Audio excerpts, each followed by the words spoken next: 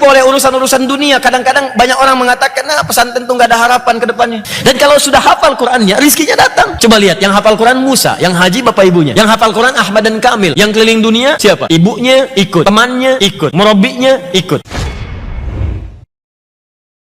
Coba lihat sekarang banyak pesantren-pesantren bagus. Pesantren bagus sudah melimpah. Bahkan pesantren yang mengajarkan matematikanya unggul, fisikanya bagus, Qurannya sampai hatam, sampai hafal Quran, nahunya, sorofnya, balaghahnya, ilmu arudnya, ada banyak. Itu kebanggaan Pak, Bu. Jangan tertipu oleh urusan-urusan dunia. Kadang-kadang banyak orang mengatakan, nah pesantren itu nggak ada harapan ke depannya. Ya pesantren paling cuma bisa ceramah. Ya Anda juga paling cuma bisa ngumpulin duit setelah itu meninggal. Dan kita buktikan di hadapan Allah Subhanahu wa Ta'ala, kalau sudah meninggalkan sama statusnya. Ya. Dan silahkan cek. Demi Allah saya katakan, tidak ada ulama yang pensiun. Tidak ada ustadz yang pensiun, saya belum pernah dengar. Maaf Pak, saya kira sampai di sisi saya ceramah, saya pensiun. Gak ada. Silahkan cek. Jadi ketika Anda mendekatkan diri kepada Allah, menyiapkan anak-anak Anda, masukkan ke pesantren, biarkan dia menghafal Quran. Ingat ya, ingat yang mau saya sampaikan ini. Orang-orang yang mengejar akhirat itu mustahil ketinggalan dunia. Bahkan dunianya dilimpahkan oleh Allah lebih daripada orang-orang mendapatkannya, lebih daripada orang-orang biasa yang mendapatkannya. Dan dulu orang-orang kita dulu, walaupun ada yang mau dimasukkan ke sekolah umum, itu syarat pertamanya tetap dia harus menghafal Quran dulu dan menyempurnakan sholatnya. Karena itu orang-orang yang pakar di bidang-bidang umum bahkan itu diketahui pada hafal Quran Pak, Bu.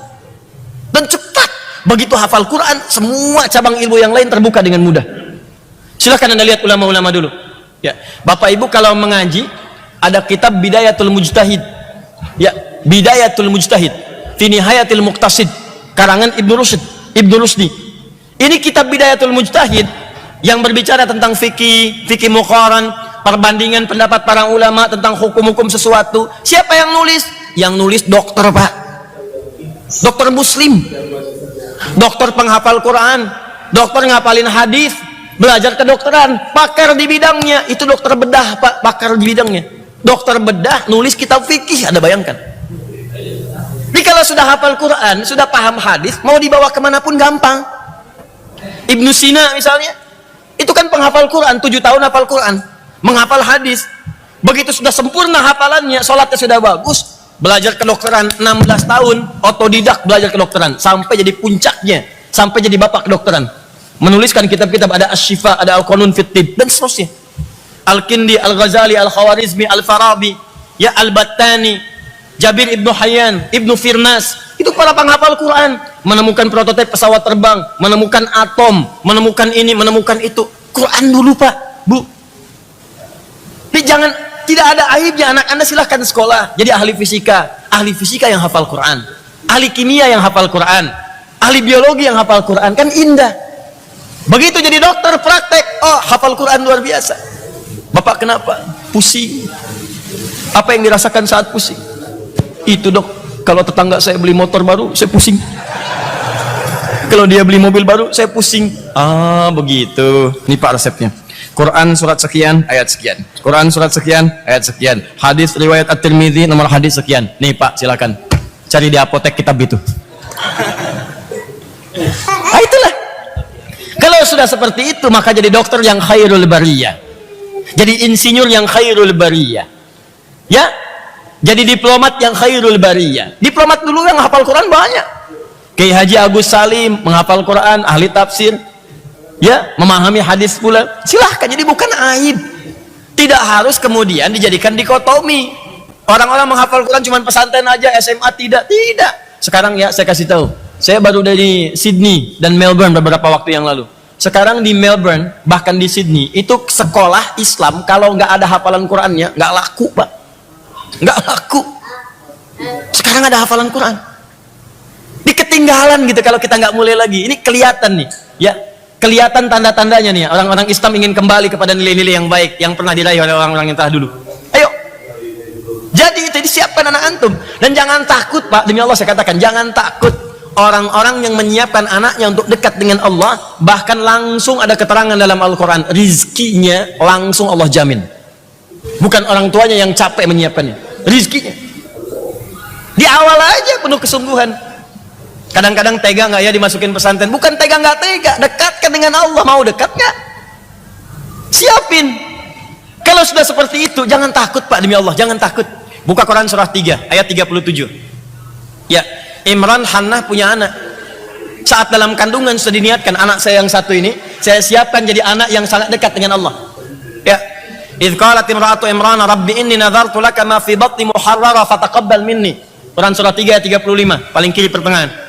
Ketika istrinya Imran Hannah bernazar sejak dia dalam keadaan mengandung, kata istrinya Imran, ya Allah, saya niatkan anak saya yang satu ini, ya Allah, saya siapkan untuk mengabdi kepadamu saja.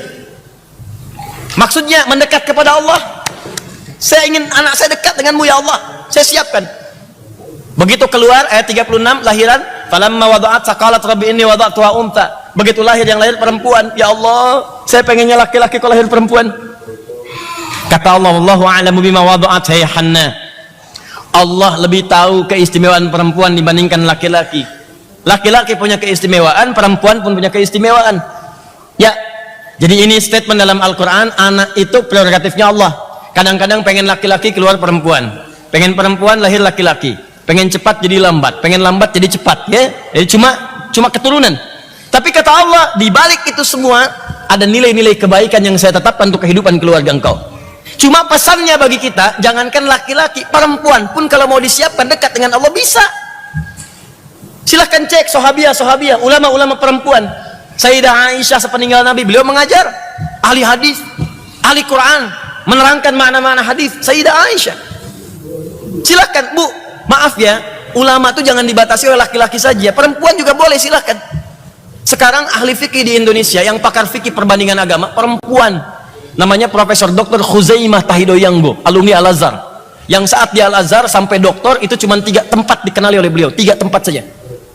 1 kampus, 2 asramanya, 3 pasar. Buat belanja, buat balik.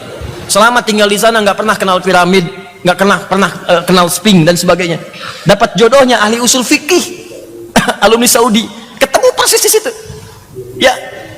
Ada Ustazah Faiza Ali Shibromalisi, ahli tafsir, perempuan, orang Betawi. Ya, suaminya pakar tajwid, Dr. Sayuti. Ya, Allah yarham, meninggal dunia.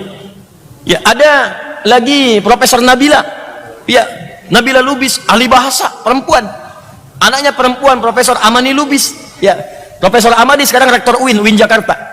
Ya, adiknya itu yang ketua FPI sekarang, Ustaz Sobri Lubis, itu adiknya tuh.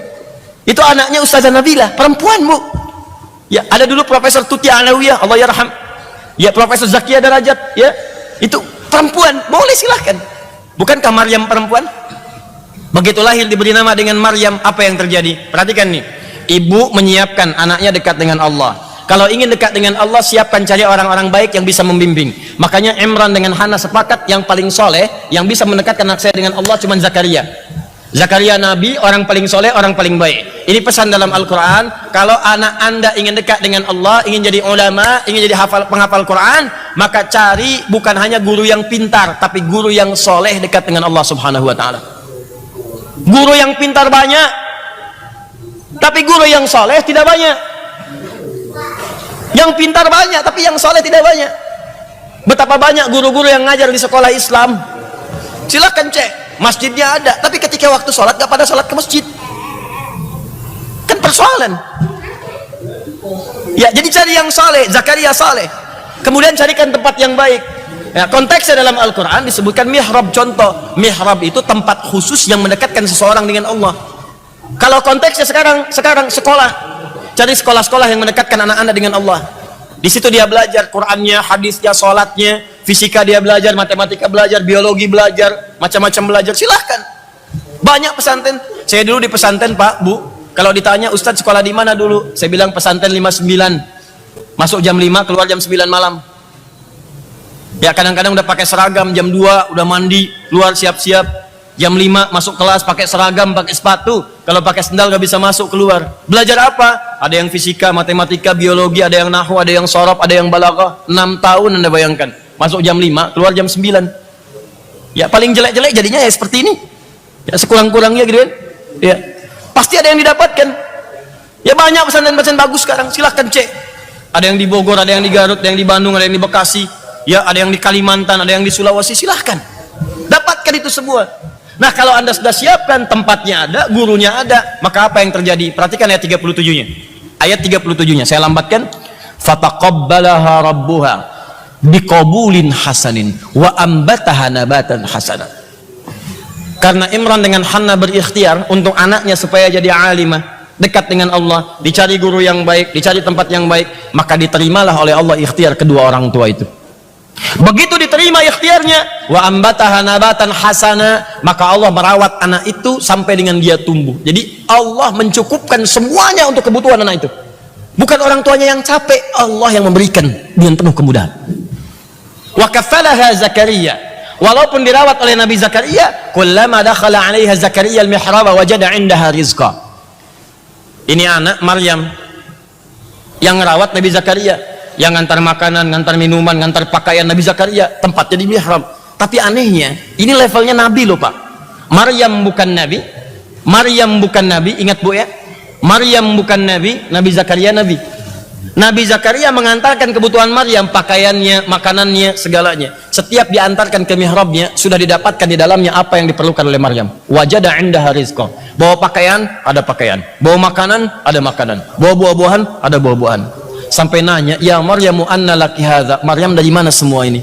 Kata Maryam, innallaha yarzuqu may yasha bighairi hisab. Qalat huwa min indillah. Ini dari Allah, ini dari Allah. Di orang-orang yang didekatkan kepada Allah, maka Allah pun akan memberikan yang terbaik kepadanya, lebih dari apa yang dia butuhkan. Anda dekat dengan direktur, bukankah direktur membantu Anda? Anda dekat dengan pimpinan, bukankah pimpinan membantu Anda? Anda dekat dengan Allah, apa yang tidak mudah bagi Allah untuk diberikan kepada Anda? Coba lihat, masukkan anak Anda ke sekolah Quran 4 tahun, 5 tahun. Begitu 5 tahun hafal Al-Quran, akan terjadi perubahan dalam hidup Anda. Jangankan hatam Al-Quran, anak Anda 5 tahun baru hafal An-Naba, amma yatasa'alun, bisa nangis Anda. Dan indahnya begini Pak, antum dari kantor nih capek gitu kan, pekerjaan berat, di jalan macet, pulang ke rumah keringat, tiba-tiba masuk kamar, anak Anda yang 4 tahun sedang mengulang-ulang, kemudian dia baca An-Naba, amma yatasa'alun anin naba'il azim alladzi hum fi mukhtalifun, ulang-ulang begini, hilang semua penat Anda. Begitu Anda mendapatkan telepon dari ma'had, dari pesantren, guru anak Anda telepon kepada Anda, Bu, Pak, selamat ya Bu ya, Pak ya. Kenapa Ustaz? Kenapa Ustazah? Sekarang Adinda sudah menyelesaikan hafalan Qurannya, dia sudah menjadi hafid, dia sudah menjadi hafidhah. Anda bisa diam 1000 bahasa di telepon, seakan-akan kemudian Anda mendapatkan sesuatu yang tidak Anda dapatkan sebelumnya. Tiba-tiba air mata Anda keluar, sujud jatuh Anda ke lantai. Gak percaya silahkan, itu baru Qurannya Pak. Demi Allah saya katakan, apalagi kalau yang telepon itu anak Anda. Tiba-tiba dia berkata di ujung sana, Mama, Alhamdulillah, kenapa nak? Saya sudah menyelesaikan hafalan, saya sudah hafal Quran. Wah, kayaknya investasi Anda tuh nggak ada nilainya. Uang yang keluar, nganter yang capek, kadang-kadang tangisan ketika melepas pertama kali, di rumah sering merenungkan, setelah itu hilang semuanya. Yang ada itu nikmat, itu enak. Ya, nggak percaya silahkan. Ya, cobalah, itu baru hafal Quran. Dan kalau sudah hafal Qurannya, rizkinya datang. Coba lihat, yang hafal Quran Musa, yang haji bapak ibunya. Yang hafal Quran Ahmad dan Kamil. Yang keliling dunia siapa? Ibunya ikut, temannya ikut, murabinya ikut. Yang hafal Quran Firda, mata nggak bisa lihat. Yang haji ibunya ikut, bibinya ikut, saudarinya ikut. Saya tahun lalu berangkat jadi Amirul Hajj untuk kelompok khusus. Ya, untuk kelompok khusus yang disiapkan oleh kedutaan Saudi Arabia. Sekitar 300 orang berangkat. Nyampe di sana, saya pikir ini kelompok apa? Nyampe di sana orang-orang hebat. Ada ustadz, ada ulama, yang paling dahsyat kelompok penghafal Quran. Anak-anak kecil, usia 5 tahun, 6 tahun. Ada yang matanya nggak lihat, ya. Ada yang anak-anak masih polos, kadang lompat, kadang jalan, kadang Allahu Akbar. Setiap ke masjid bolak-balik Quran yang dibacakan. Anak-anak kecil.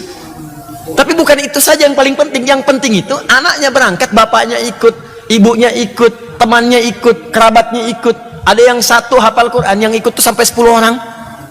Anda bayangkan? Ya, itu luar biasa. Ada tukang beca ahli Quran, Ya, Ustaz Kabolosi dari Ambon, ahli Quran, kumpulin orang-orang supaya belajar Quran ke TPA. Berusaha menghafal Quran, dia kumpulin beliau, orang biasa, teman-teman, dari penghasilannya bikin TPA, bikin gedung, kumpulin orang-orang belajar. Apa hadiahnya? Tiba-tiba datang panggilan haji. Nggak pernah ngumpulin uang terbayang untuk haji, datang tiba-tiba berangkat. Ada tukang pijit berusaha ngapalin Quran, ngapalin, berangkat. Anda bayangkan. Jadi gimana ya membahasakannya? Anda jangan takut gitu. Ya, jadikan sebagian dari keluarga Anda itu masuk dalam golongan khairul bariyah. Begitu dapat status khairul bariyah, maka Allah akan menanamkan kemuliaan dan cahaya di rumah Anda.